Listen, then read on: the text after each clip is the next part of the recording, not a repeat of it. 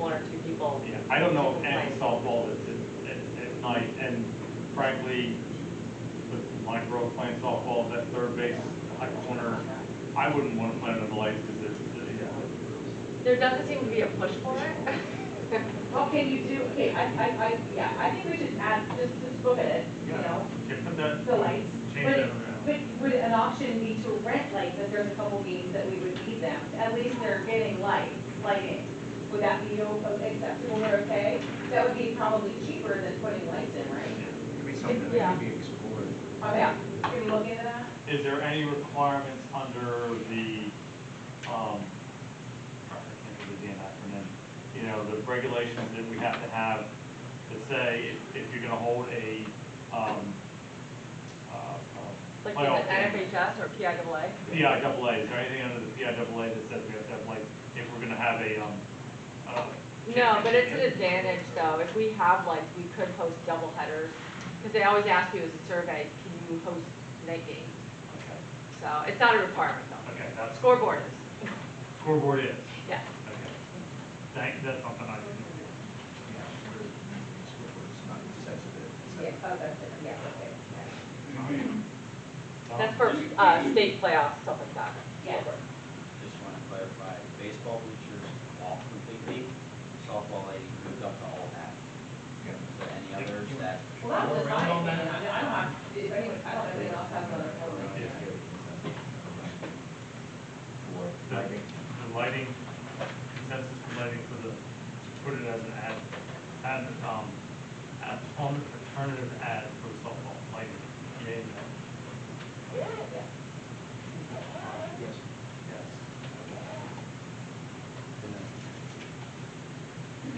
Wayne? I have no opinion on this. All right. Bleachers permanent for baseball, up and down. And the path that goes over the football field, that'll be enough if we have those bleachers. Yeah, Behind the scenes. path will take care of the handicap, for Jimmy John. Are you talking softball? No, we're on baseball. Baseball. Adding the bleachers. Bleachers. Alternative. Yes. We're adding or not? Bleachers. Adding an add alternative. Just to see what they cost. Yeah. All right.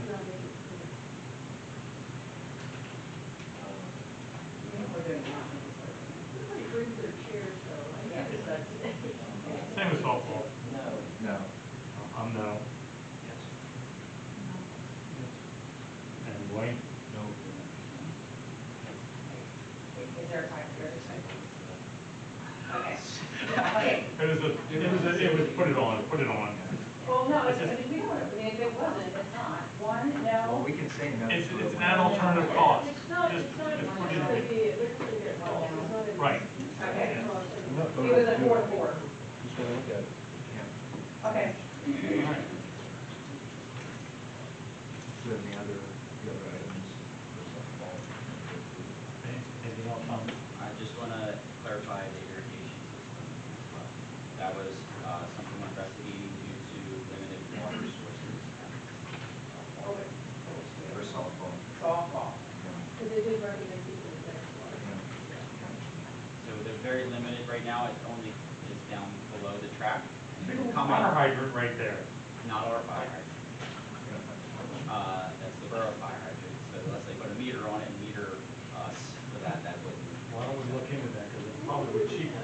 There's options, we are looking at either, see if we get an additional well, if we can accommodate a larger pump on our existing well below the track and see if we can get it pumped up.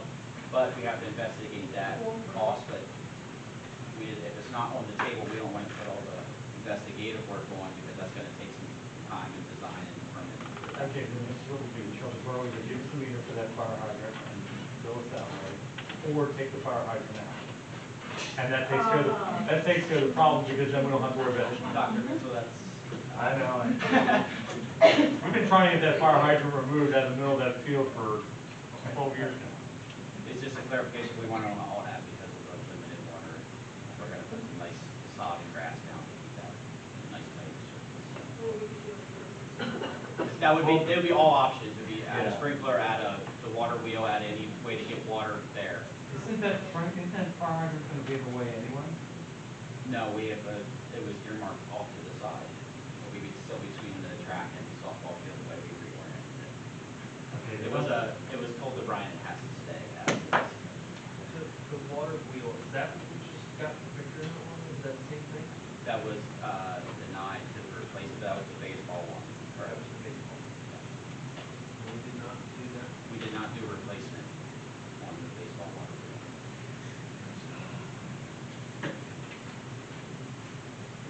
We're good with, I think we're good with the irrigation. That's all I need, is just, I can tell Brian that tomorrow that's how the design is. Next is ACES Technology. Technology, yes. I know at the last board meeting, we discussed student devices. The board approved iPads. We had a conversation about Chromebooks, whether or not we should invest in Chromebooks and look at iPads. So I worked with our Apple representatives as well as 2 other vendors regarding Chromebooks. And what I tried to do is break it down as a per device cost. So you can see how that plays out from a specific device, and then when you add specifically to the iPad cases, there's 2 types of cases we're looking at from an elementary perspective. A case with a keyboard that would start at 3rd grade, and more protective case K1 and 2. So you're seeing some variance in case prices. I do want to note that the Logitech cases come with a 3-year warranty. If they break, we send them back, get a replacement. In year 2, if they break, we send them back and we get a replacement for those 3 years of that case life. Financing, you can see financing. Apple for the past 7, 8 years has always been 0%. Helps you from a school perspective in budgeting and leasing and reoccurring expenses from a lease cycle.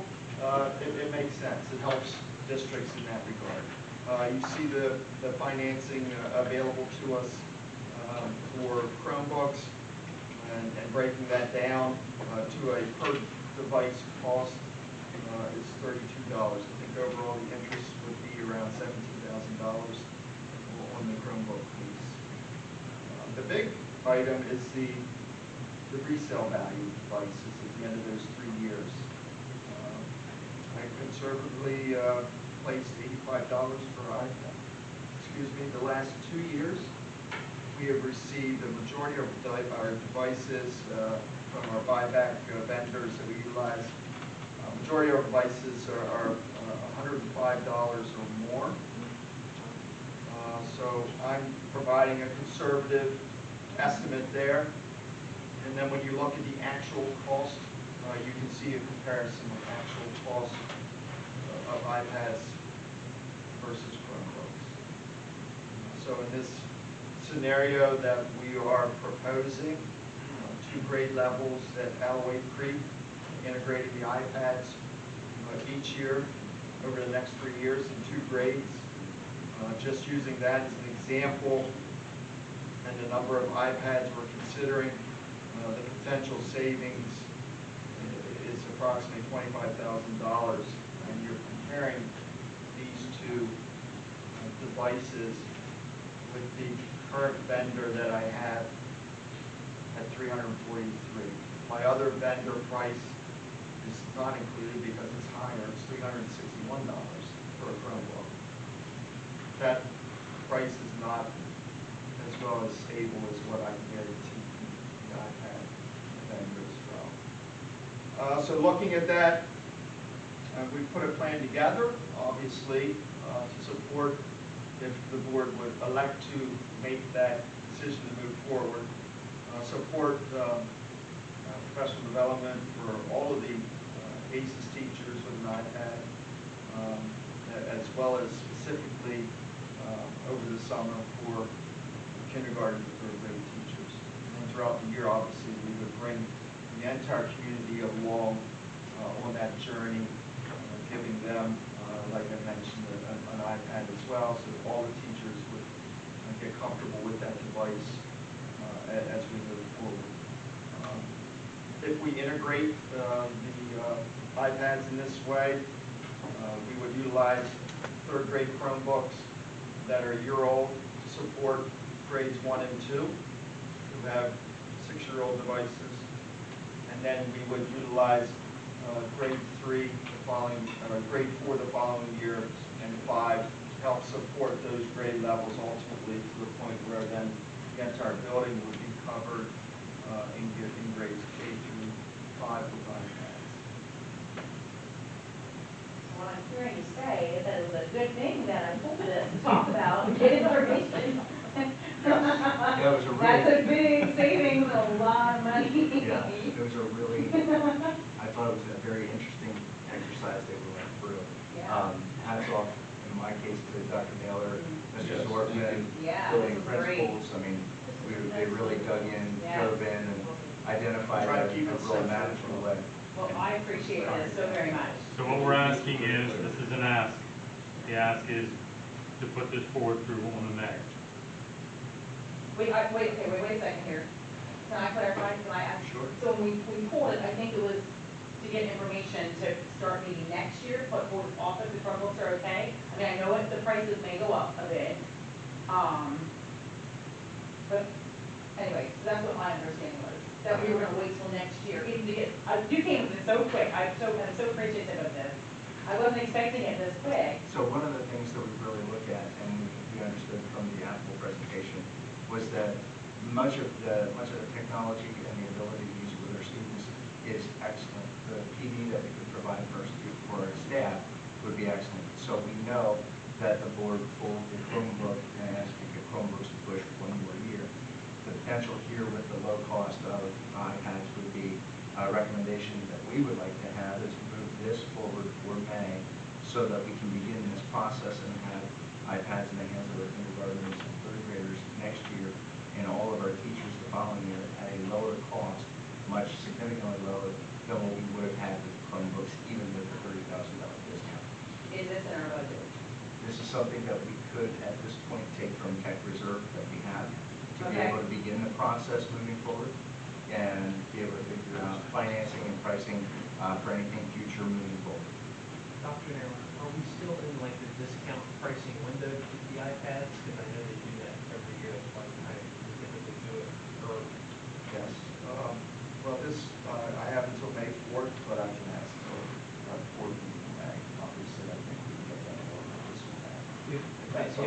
If they're not movable on that, then I would recommend that we call a special session to approve that quote so we don't incur the additional cost.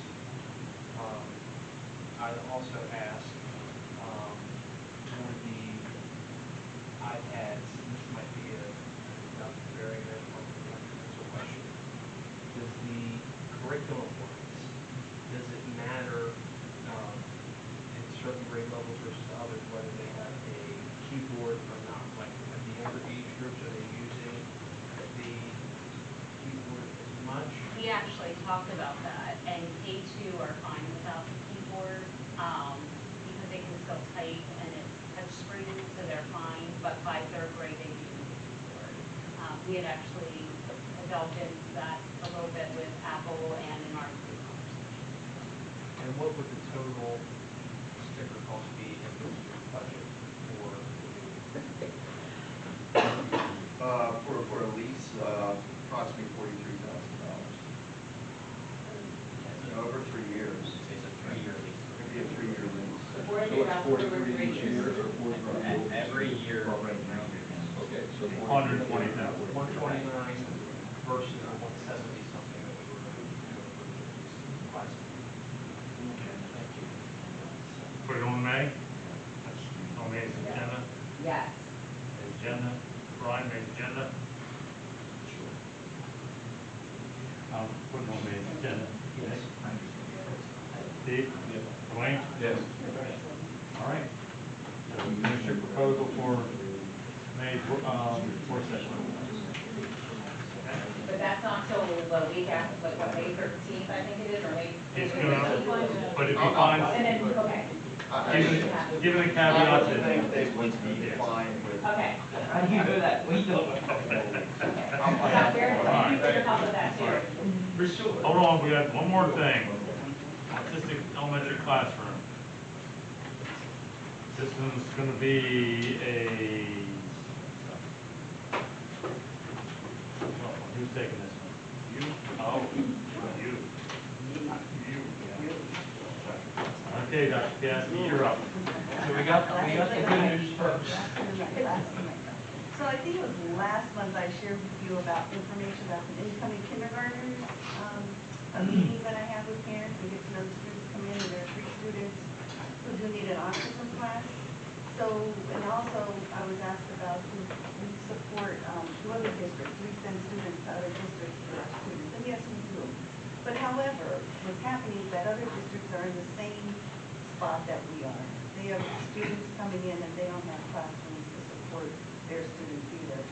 So in addition to that, I currently have 2 students that are out in a district, and I got a phone call saying I need to bring them back because they need those spots for their students. So that leaves me right now, today, April 14th, with 5 students who need an autism class. So, you know, going around looking to see what's out there, and on that paper you have there's York Learning Center, which is an IU-based program, which is about an hour from here. And then also some of the other places such as High Point, which is out in York also. And you can see the cost per student in those 2 areas. And then we talked to Dr. Mentor to say, what if we did it in-house? And we control, you know, the instruction who's here and build our class here ourselves. And so that would be my proposal for us to have our own elementary K-3 class. Now, if you're thinking what happens if they get older, well, we're going to have to continue as they get older for the class. So you would need a teacher, or we already have a teacher? No, Start we across need from the bottom. a teacher and 2 teaching assistants. Okay. I see that, I just wasn't sure if you had that. No. And would we be taking, could we possibly be taking outside district students as well? Which means Eventually, yes. that they would be paying a tuition to our school district, right, because the other districts? Yeah, Because, one of the things, Mr. Driscoll, that's a really great point. In the county, as Dr. Piaski shared, we share our students with each other. We know what our costs are. So the cost of the district where we sent the 2 students, we had to pay a certain amount. That's always the lowest cost that we would ever have to pay for anything. The next to the lowest cost is bringing something in-house, because you can see what the cost is for using the IU of York Learning Center or the private school that's listed there. So we have a cap then that we would have with that group. And as Dr. Piaski shared, the cap is 8 students in a class for autistic support. So we could entertain 3 additional that would help make that cost go lower. So those 3 students then at $55,000 a student, or if we recalculated, I think it's around $34,000 a student. That's what we would charge the other district. Where, how much are we already paying for the 2 students that's already in the budget? For this year, I'm not sure how much we pay for those students this year. We can find We have that to get back. information out. Yeah, It's there's good. something already in the budget. For the trip, Those 2 yes. students. Mhm. That's probably a very expensive outside cost. Yep. More expensive than what it would be. Yeah, so it goes from top to bottom. The only thing that we didn't put in here, because it's not an option, is trying to find that other school district out I'm there. just saying, it's not really $275, you've already got Correct. something in the budget. Correct, correct. You could have some money already budgeted for that. are you talking for the next school year, or like? For now? 25, 26. 25, 26, yeah, correct. Just making sure, yeah. So, If we would hire staff to fill the need that we have now, as that need would possibly diminish, if we would have less enrollment that would need that support, and there would be more financially viable options, again, we go back to outside placements.